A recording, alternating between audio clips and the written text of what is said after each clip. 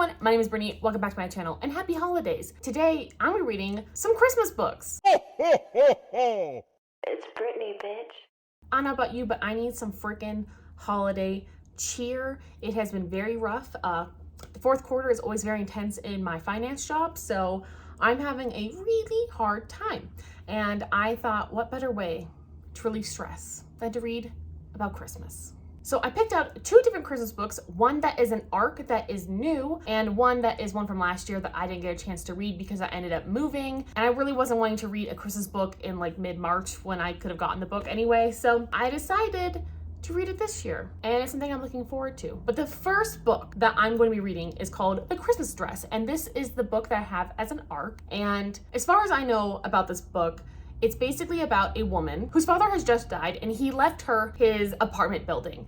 And then she meets a tenant and she gives her a Christmas dress. And then this Christmas dress passes between these two women and it changes their lives. I don't really know.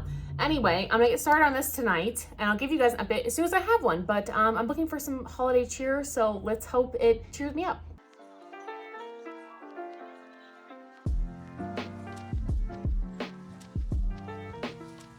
So as an update on The Christmas Dress, I'm 53% of the way into this, and I like the overall premise. I obviously love Christmas. I'm really struggling with our main character. I feel like she is so freaking incompetent, and I understand that she just lost her father, and she basically has no family. She's an orphan. I understand how difficult that might be, but she is so unbelievably incompetent at running an apartment building. And I understand that she doesn't know how to do that, but she really has a lot of resources at her fingertips and she doesn't even utilize them. And I also just don't know if it's just like the plot keeps moving forward and she's not catching up. Like, you know, bad thing after bad thing keeps happening and she's not having enough time to actually develop her character in lieu of all these things happening and everyone else coming to her fucking rescue. And this book does a lot of telling versus showing. So we're constantly told that she's like this hard bitch, always goes after what she wants. And I am not seeing that whatsoever from this character. She is getting hand-fed by everyone left and right, and everyone else is doing all this hard work to help her with things, or she finds something because somebody else found it. She herself is not doing anything, in my personal opinion. It's like really upsetting, and I find it just really frustrating. And then on top of that, almost every single scene that she has with her love interest in the book, Logan, there's a lot of like masculinity talk in here, and it's like really frustrating. It's not like good masculinity talk, or you know,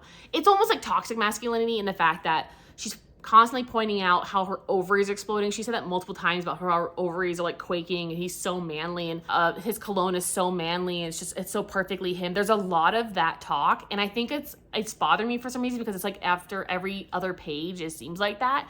I actually highlighted it in my Kindle and I think maybe I'll give you some like actual quotes at the end, but there was so many of them in such a short time frame while they were hanging out doing Christmas shopping and stuff together that I just got really frustrated at that point. And I almost wanted a DNF. It was like that annoying to me. And I just don't know if it's just me being a picky bitch, just not really identifying with any of the characters really. I think it's a nice story and I really like some of the supporting characters, but I just really don't like this main character. She's really quite bland. I know she's a fashionista and she, you know, makes designer clothes and that's like her goal is to have her own fashion line. I think that's great. But she is so bland and incompetent otherwise, and I just don't see the person that everyone's telling us she is in every freaking conversation. Like, oh, your dad told me this and this and this about you. And I'm like, I have not seen a lick of that in her personality, in any of her actions. If something bad happens and someone else always keeps saving her and it's not quirky or funny. The writing is not my thing. That's all I can say. I don't really like this writing style. And if you would have told me this book was published in the early 2000s, I would agree with you. It just seems a little outdated and a little traditional of a Christmas novel. I mean, not that every Christmas novel has to be like that, but it's definitely giving me that vibe and it's very frustrating because I'm so fucking tired of hearing how manly Logan is. I'm so tired of hearing how good he looks with his tool belt and what a real man does and he's so gentlemanly. They literally said that. Like I was just thinking in my head, I was like, wow, what a gentleman. And then they literally said it 2 freaking sentences later and I'm just really getting fed up with that. I don't know why it's bothering me so much. I don't really like any of the characters in this novel other than like 2 supporting characters and I'm just so frustrated following our main character's point of view. Like I just don't vibe with her. I'm so tired of her describing everything Logan does as fucking manly and how he was so manly being like this pink doll fucking aisle of like Walmart or whatever. I don't care. And it's very annoying that you keep pushing this, like, I don't care that he's manly. You can also say that he's manly or very masculine without saying it every 5 fucking seconds. Anyway, I'm gonna continue on, but I'm definitely very frustrated with this novel at the moment. It's not looking great. I like the premise. I really hate the main character and the love interest. And they're so insta-lovey and he's coming on way too strong. It's probably just me, but this is my vlog and that's my opinion.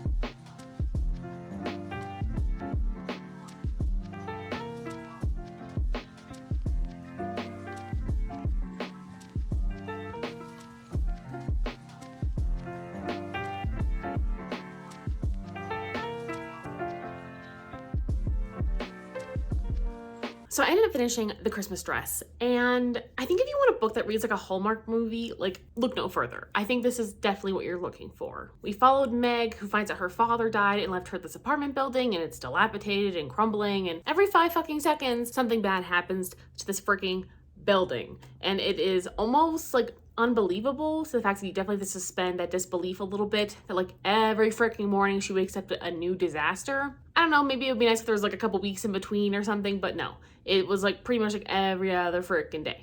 And she's basically given up like all of her fashion designer dreams with her like Devil Wears Prada boss back in New York, yada, yada, yada, yada. So one of the residents in the building named Ellie, you know, number one, she used to be a former lawyer, and she gives her this Christmas dress. And this dress is kind of like this magical dress. It's kind of like the Sisterhood of the Traveling Pants dress where it fits everybody and it kind of makes like their lives better is kind of like what we're thinking. And anyway, it's kind of like that. And listen, like I loved the Christmas vibes, but I definitely struggled with a few things that I've already mentioned. So let me just go over them again. Meg as a main character was so incredibly frustrating. She was just so whiny and helpless, and she literally did 2 things. She did 2 fucking things. She sent an email and she created a fashion line at the end of the fucking book. And everyone else in the book did everything else for this freaking apartment complex if something was wrong.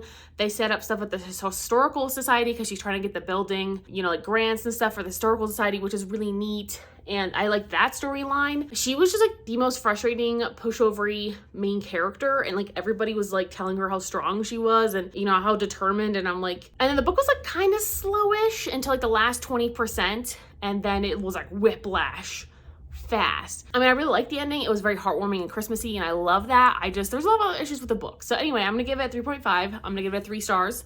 I think overall it's really good. I think if you're looking for that Hallmark book Christmas feel, do it. I'm totally down. Do it. So I started in a Holidaze, and I'm already 130 pages into this, and I am not loving this as much as I thought I was going to. I really thought this was gonna be like a 5-star for me. I mean, Christmas and Christina Lauren just sounded like my type of time. But so far, I don't really know. I feel like the time traveling aspect is not really working in here. I don't know. Let me back up. Hold on. I don't think I've told you about this book at all. In a Holidaze is about our main character, May, who goes on this like Utah cabin family vacation with like a big extended family every single year. They're basically like found family, you know, they're her parents' friends over like 30 years, and they've all kind of grown up together, and they live in this cabin for like a week every single year. And I think it's a really beautiful idea. And then basically she gets into a car accident on the last day, and then she's transported back to when she's on the plane before she even gets there. And she restarts her whole Christmas break over again. And we're trying to figure out why that's happening. And so far it's just really not that interesting, which sounds terrible because I was really excited for a Christmas romance with time travel. I was like, this is gonna be some really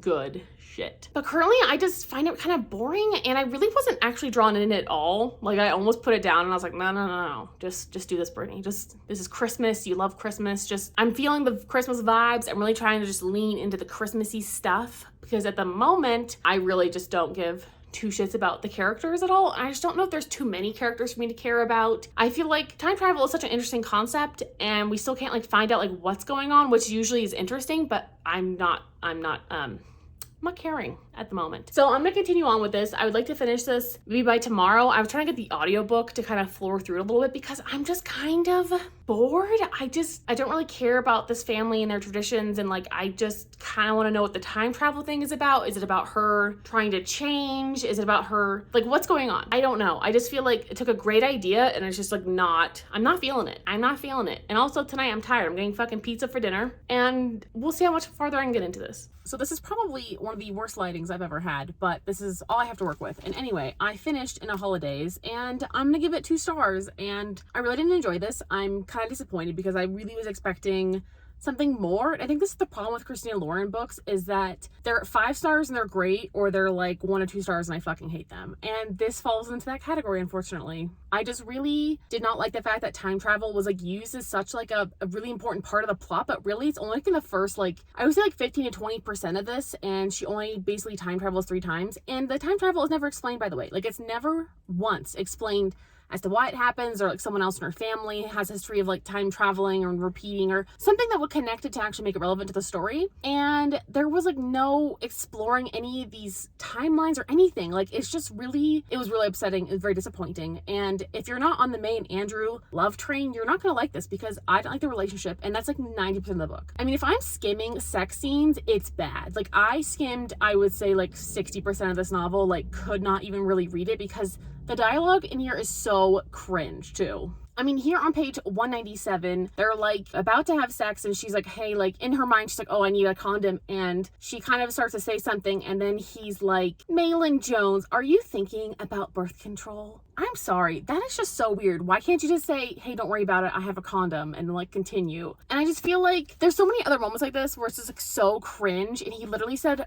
holding her was yummy. Like, I don't know, like this, the way they wrote this dude, like they really did him a disservice. Like, I'm not feeling it, and it's not that I wouldn't recommend it. I think if you want a good holiday, but I'm like getting blinded over here. If you want a good holiday book, I would still pick it up. You might be able to really enjoy it. It just did not work for me. If you're looking for something that has a lot of time travel and lots of different characters, maybe try something else, because all these characters are really vanilla and very boring, and I couldn't remember half the people in the end anyway. So anyway, I'm gonna go return this to the library literally right now, and that's all I have to say to you. So I hope you have a wonderful holiday season if I don't talk to you again, and have a lovely time. So anyway, like, subscribe, and I'll talk to you guys next time.